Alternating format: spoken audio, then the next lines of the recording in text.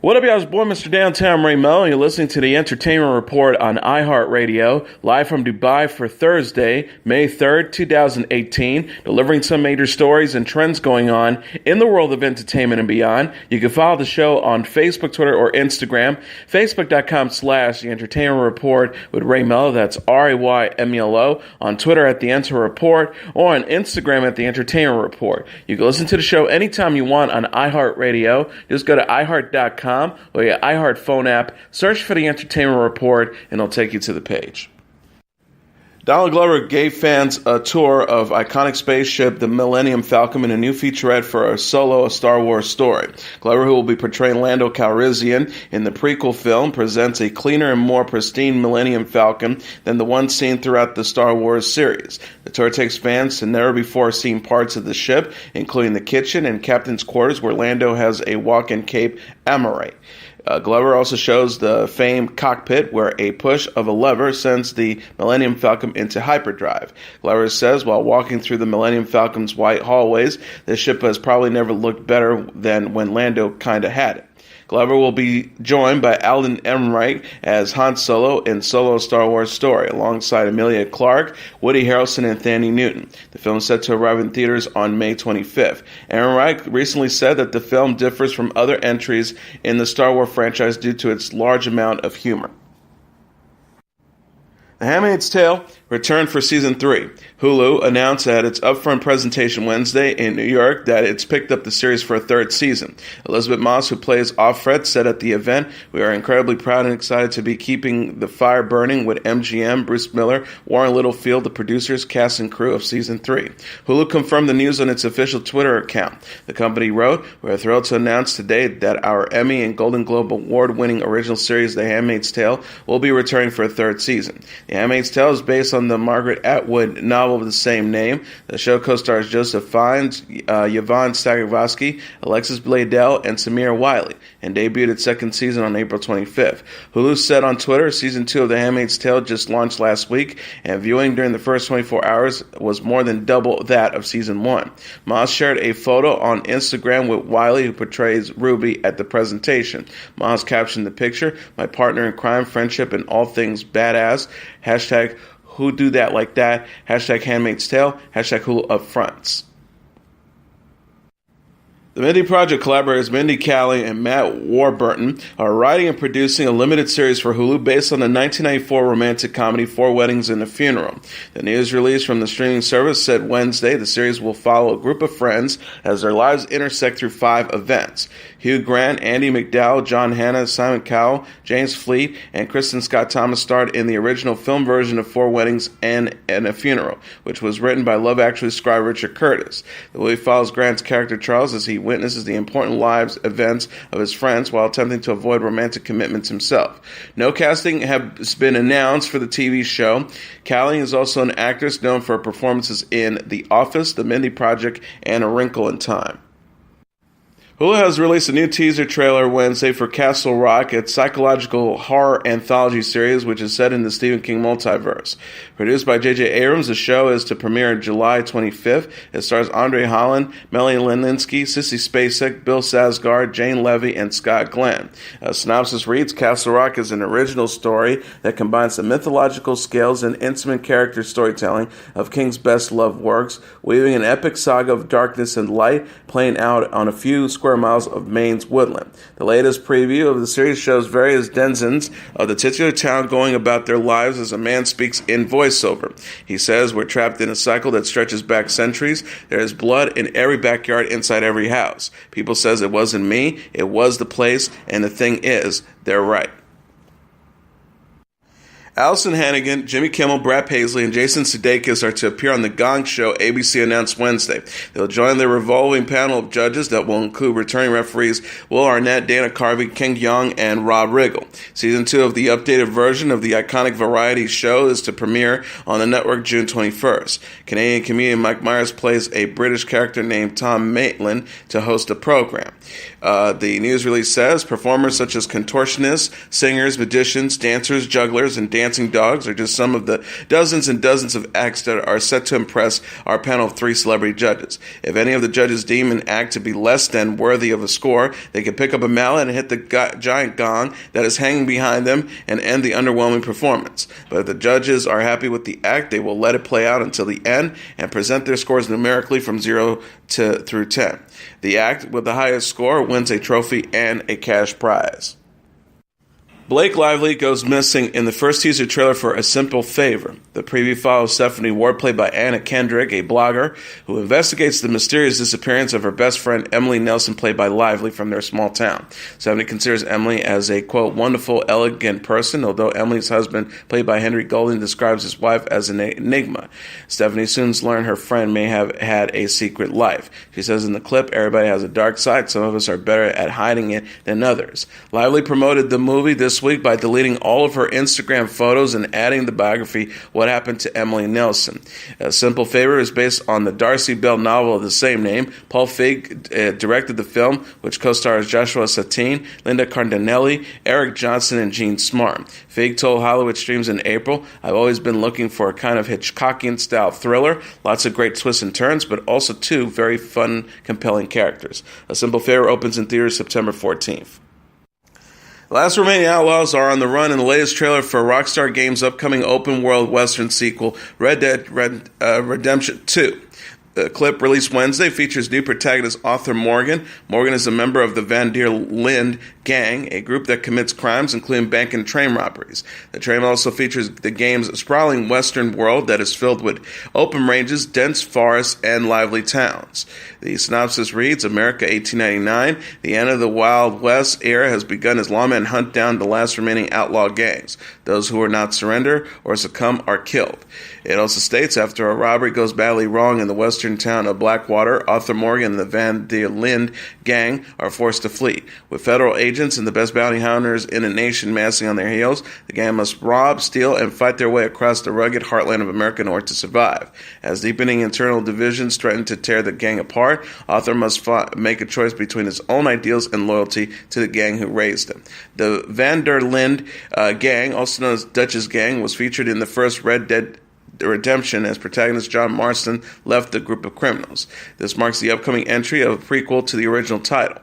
A character who appears to be a younger John Marston is seen in the new trailer as he's being held at knife point. Red Dead Redemption 2 is set for release on the PlayStation 4 and Xbox One on October 26. Fixer-upper star Joanna Gaines says her 5th pregnancy came as a total surprise. The 40-year-old television personality said in the May 14th issue of People that she's shocked but excited to be expecting again with husband and co-star Chip Gaines. Joanna recalled, I have been feeling a little emotional, crazy, and thought, wow, this isn't me. And all of a sudden I realized, hey, I remember this. She says, when I saw the results of the test, my jaw dropped. Chip was in the driveway about to leave when I called him back and said, we're pregnant. He was so excited. We're both just so excited. Joanna and Chip already have 13-year-old son Drake, 11-year-old daughter Ella, 9-year-old son Duke, and 8-year-old daughter Emmy. Joanna said of her kids, every single time they see my belly, they have to rub it. I think it's sweet because they're older now, and I can see them wanting to be part of this. We're all rallying around this baby, which I feel is a sweet gift to our family. Joanna announced her pregnancy in July last year Joanna announced her pregnancy in January following news Fixer-Upper would end after season 5. She said in an interview last week that new products and her kids have made her 5th pregnancy easier. The star told Entertainment Tonight, I feel like it's all brand new, even to the things that are now available to moms. Everything is so fun. These things are really going to help me. She added, I'm having so much fun now that the kids are older. I was right in the thick of it, trying to figure out things, and now I have four older helpers. They're so excited. Fixer-Upper airs its final episode on HTTV in April. The show followed Chip and Joanna as they renovated homes in the Waco, Texas area. Jenna Dewan is feeling really good in the wake of her split from Channing Tatum. The 37-year-old actress gave an update in an interview Tuesday with Entertainment Tonight after separating from Tatum after 8 years of marriage. She said while attending an event for the NBC reality competition World of Dance, I'm good, I'm really good. I so appreciate all the love and everything. Dewan also expressed her gratitude on Wednesday's episode of the Ellen DeGeneres Show. The Jenners apologized to Dewan after she introduced the star by her married name, Jenna Dewan Tatum. Dewan responded, honestly, thank you, and every everybody for all the love and support. It's truly it's so moving on, so thank you. It's all love. Joanna and Tatum announced their split in April, saying that they, quote, have lovingly chosen to split as a couple. The pair, who shares 4-year-old daughter Everly, said, absolutely nothing has changed about how much we love one another, but love is a beautiful adventure that is taking us on different paths for now. They added, we are still a family and will always be loving, dedicating parents to Everly. Dewan is the host of World of Dance, which features Jennifer Lopez, Neo, and Derek Huff as judges. The show will return for a second season on May 29th. Ashley Graham says she has nothing to hide in her new unretouched swimsuit campaign. The 30-year-old model is using unedited paparazzi photos to promote her latest swimsuit for all collections. She captioned an image Tuesday on Instagram from the campaign. We decided to use unedited paparazzi shots as the campaign images. Reminder, being authentic is beautiful. Graham said in an interview with InStyle that she was shooting the campaign in Miami, Florida, when the paparazzi started following her and taking photos. The star explained, look at their photos, it sparked an idea. Why not use their photos as the campaign images? These raw and unedited images would remind women that they are flawless in their own right and that they already have the perfect beach body. She added, of course, it's daunting knowing that the paparazzi have captured an unflattering photo, but I remind myself that being authentic is beautiful, and I have nothing to hide when it comes to my body because I know it changes people's lives. Swimsuits for All also shared the campaign on Instagram. The company quoted Graham in one caption, I'm not ashamed of a few lumps, bumps, or cellulite, and you shouldn't be either. Graham is known for her inclusive and body-positive message. She enlisted her mom, Linda Graham, for a Swimsuit for All campaign in February. Prince Harry and Meghan Markle have selected a carriage for their upcoming royal wedding. The 33-year-old British royal and 36-year-old American actress will use an Ascot Landau carriage from the Royal Mews during their wedding procession May 19th. Kensington Palace tweeted the carriage is one of 5 Ascot Landaus in the Royal Mews. The carriages are used in official and ceremonial state events such as the coronations, royal wedding, and state visits. Harry and Markle will take a carriage ride through Windsor after tying the knot in St. George's Chapel at Windsor Castle. The procession begins at 8 a.m. Eastern Standard Time and will take the couple through Windsor Town before returning to Windsor Castle. The Crown Equerry Colonel Toby Brown said of the carriage, it is a wonderful, bright, small, lovely carriage, very easy for people to see. The passengers can sit up quite high, so there's lots of visibility for everybody. The carriage will be drawn by a team of Windsor Grey horses, including father and son duo Storm and Tyrone. Coachman Philip Bernard Brown says it takes years of training for the breed to draw the carriages of the royal family. The palace said in a statement, Prince Harry and Miss Meghan Markle are very much looking forward to this short journey, which they hope will be a memorable event for everyone who has gathered together in Windsor to enjoy the atmosphere of this special day. Harry's brother, Prince William, also used an Ascot Landau carriage during his wedding procession with Kate Middleton in April 2011. William Middleton now have 3 children and celebrate daughter Princess Charlotte's 3rd birthday on Wednesday. Teen Mom 2 star Jenelle Evans is accused of pulling a gun during a road rage incident in Bolivia, North Carolina, while her 8-year-old son Jace was in the car. Evans pulled a firearm on a man she followed home, saying he was aggressively tailgating her, according to a Brunswick County Sheriff's Office report obtained by Us Weekly. Evans told police in a 911 call obtained by the New York Daily News, he's been tailgating me the whole time in traffic, would not stop, and then he races in front of me and purposely slams on the brake at 70-something miles an hour. The rally star, who's 26, called police to report the driver, who says she nearly forced her off the road. She told the dispatcher, my son, his head almost got whiplash and almost hit the dash. That's how bad I had to slam on the brakes. The man said he was trying to pass Evans on the road as she was blocking traffic. He says Evans followed him home and hit 2 vehicles and a mailbox in his yard before pulling out a gun. Evans has been arrested 15 times for offenses, including driving without a license and heroin possession. She shares Jace with Andrew Lewis. She is also the mother of son Kaiser with Nathan Griffin and has a 15-month-old daughter Ensley with her husband David Eason. Eason was fired by MTV in February after posting homophobic remarks on Twitter. Kylie Jenner and Travis Scott are enjoying a getaway with daughter Stormi. The 20-year-old television personality and 26-year-old rapper brought the 3-month-old on a trip to Turks and Caicos on Scott's birthday. Jenner shared a series of photos Tuesday on Instagram, including a picture of Stormi wearing a peach-colored onesie. The snapshot received over 6.5 million likes. Jenner captioned the post, "My pretty girl's 3 months old today." The keeping up with the Kardashian star also shared a photo of herself and Scott embracing on the beach. She captioned the picture with the GIF emoji. Jenner rented out Six Flags Magic Mountain to celebrate Scott's birthday Saturday ahead of the rapper's official birthday Monday, April 30th. She discussed her new role as a mom in an interview with sister Kim Kardashian for the Evening Standard published Wednesday. The star said, "I feel like it's just been so amazing and so much fun. I'm learning so much about myself and life, and it's been such a great experience. Of course, there are hard times and stuff, even in the beginning, just not sleeping the nights like baby blues and all the ups and downs. She goes, I think about her all the time, anywhere I am. I'd rather be with her or wish she can come everywhere. I can't wait till she comes everywhere with me because right when she's old enough, I'll bring her everywhere." A California man faces extortion charges Wednesday for allegedly threatening to sell a sex tape featuring actor Kevin Hart last year. The Los Angeles County District Attorney's Office charged Jonathan Todd Jackson, also known as Action Jackson, with 1 count of extortion and 1 count of extortion by threatening letter. Jackson is accused of trying to extort an undisclosed amount of money from Hart between August 25th and August 30th, 2017. He told Hart he had a video of the actor with the woman in Las Vegas and attempted to sell the recording to various celebrity news sites. He faces a possible maximum sentence of 4 years in county jail, and prosecutors recommend his bail to be set at $100,000. In September 2017, a representative for Hart said authorities were investigating the extortion attempt after the actor released an Instagram video in which he apologized to his wife, Aniko Parrish, and 2 children for an unspecific bad error in judgment. Miley Cyrus discussed on Jimmy Kimmel Live her recent apology retraction from a controversial photo she took in 2008 for Vanity Fair. The photo, taken when the singer was 15 years old, featured Cyrus covering herself with a bedsheet while topless. Cyrus said, "I'm not sorry" on Twitter in April alongside a photo of a New York Post cover featuring the Vanity Fair image with the headline "Miley's Shame." Cyrus told Kimmel, "It was apparently 10 years ago, and I think a lot has changed, and I think the conversation has changed a lot. Something that I really thought about was, sure, some people thought that I did something wrong in their eyes, but I think it was really wrong of someone to put on top of someone that this was my shame and that I would be ashamed of myself."